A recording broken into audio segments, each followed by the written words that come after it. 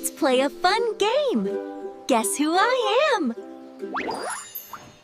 I'm green and small, I jump so high, I croak my song beneath the sky. I love the pond, I splash all day. Can you guess? I'm a frogger. I have black and white stripes, you see. I run so fast across the sea. I gallop wild beneath the sun.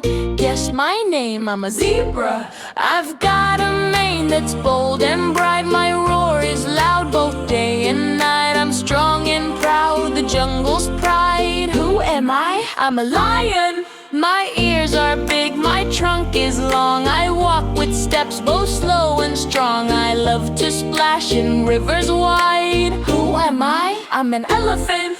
I waddle round on ice and snow. My black and white suit's all aglow. I cannot fly, but I can slide. Who am I? I'm a penguin. I'm bright and loud, I love to talk. I perch on trees or on a rock. I mimic sounds, I squawk and play. Can you guess? I'm a parrot.